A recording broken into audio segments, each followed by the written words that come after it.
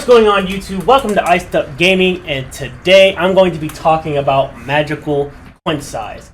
Now, before we get into the video, don't forget to like, comment, and subscribe. If you'd like to keep up with any future content, I'll be leaving the link to my Twitch in the description below.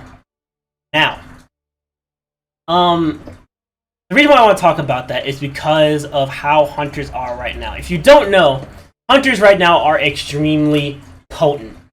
Reason being, if you don't know, is that a lot of their cards have percentage pen while also dealing a significant amount of damage, while also having a quint size, which deals health damage for every basic attack. Now, before we get to the magical quint size, yes, I do believe quint size does need a slight nerf. The amount of percentage pen is a little bit ridiculous. Let's go ahead and show you the item. So, this item right here. It deals 3% of the target's maximum health, and if the target has over 2,000 health, the damage scales up to a maximum of 5%. 5% is a lot, especially with how fast these characters can hit. And then if you combine this with an Atlantis bow, which gives 20% physical penetration, and then if you have an attack speed stim, you also can throw on Silver Branch and go over the cap, and this also gives another 10% physical penetration. So essentially you can get up to a bit over 30% physical penetration while also going straight through their health, essentially hitting them with true damage at that point. And there's really not a lot you could do about it unless you build like a Hide and Mutant Lion or have an upgraded shell, and even then those items only last for so long and they're on a cooldown. So yes, I believe that they need a little bit of a nerf. However, I do still believe that quint size should be a thing, because if they could just build health and quint size isn't there, especially with a character like Cthulhu running around, it's a little bit daunting and they kind of need that item. But yes, I think it's a nerf, but I think it needs a nerf, but I think it's a necessary evil to have. Now, I was thinking about this, and I was really thinking about who would become really broken. Oleron came to mind, Kronos came to mind, even Ao Kuang came to mind.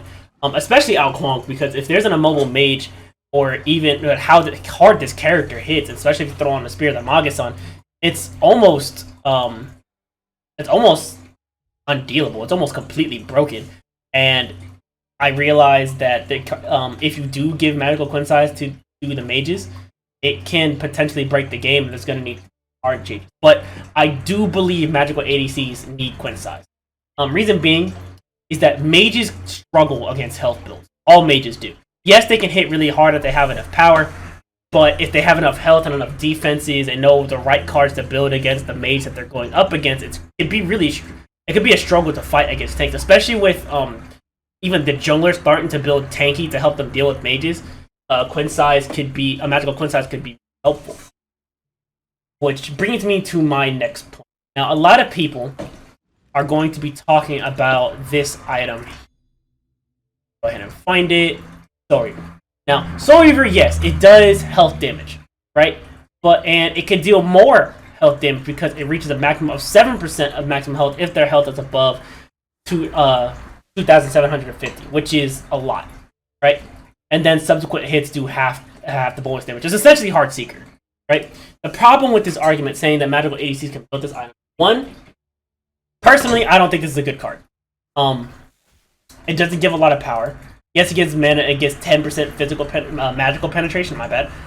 But it only works on people with a lot of tick and a lot of burst at the same time. I.e. Marlin. Marlin can get a lot of mileage. Anubis, he can get a lot of mileage out of it. Bois, he can get a lot of mileage out of it. But the reason being that they can get so much off of it is because Bois' cooldowns are really low. Anubis does a lot of tick damage while shredding protections. And then Marlin has a lot of tick damage, a lot of burst, and he can also shred protections. All these most of the other mages don't really have that, or their abilities only hit once and they're sitting duck, so it's not really viable for them. And then if you go back to the magical ADCs, Oleron only has these two abilities, which really won't do much because if they're already on top of you, or if you miss, you're screwed.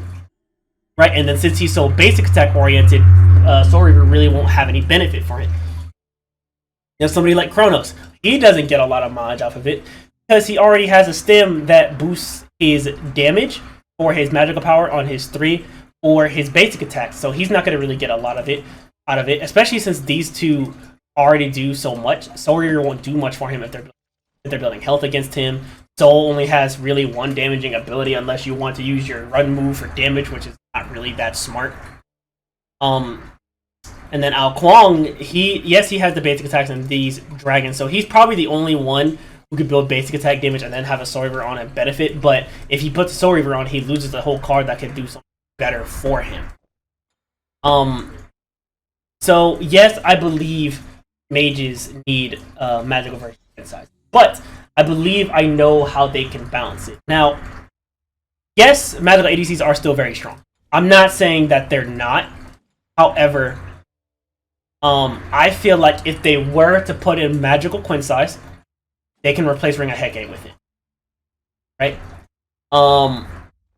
Ring of Hecate has become a niche item for or a meta item for magical ADCs. You're more than likely going to be seeing them build this item. But the way, if you take it out and put Sais in, then they can still build a card like Bancroft's with a Typhon's Fang with it. Right? And still get all the magical lifesteal, essentially making it the same way, essentially making Bancroft's talent the magical version of Devos, but they can still build relatively the same, right? And then you can reduce the amount of health damage it does, right? Reduce the amount of health damage it does per basic attack, right? And that can help them.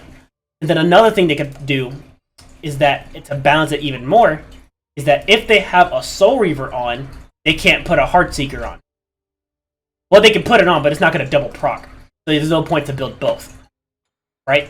And then they could probably do the same for the Hunters. If they nerf Sais, they can't also put on a Heartseeker to get the double the health procs. They can just only they won't get benefit from having a similar aura or a similar item on, right? That's a good way to balance it, in my opinion. What the heck?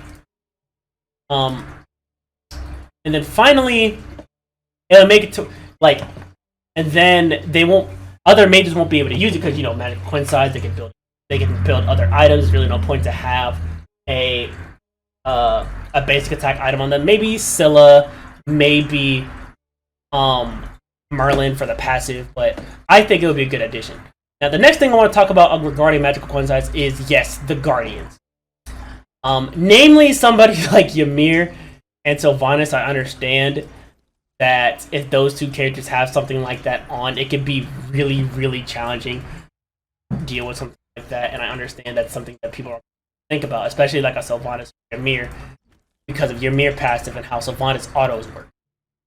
But I think that there is a way to do it, to put it in and balance it, which brings me to a point that there should be more categorized items specifically for Guardians or specific mages, or right? Like, you can't see a Ymir running around with nothing but attack speed items, right? Yes, it'll be funny, but I feel like it'll be a good way to balance it out. But I understand that people aren't going to be ready for that type of change, so that's a topic for another day. Now, if you liked the video, don't forget to like, comment, and subscribe if you'd like to challenge me on anything that I've said, or if you would like to discuss or agree with me in the comment section, don't forget to comment. Don't forget to check me out on Twitch. I am live from Friday through Tuesday at 8 p.m. CST. Don't forget to check out the stream. Help me grind out to affiliate, and without further ado, I'll catch you all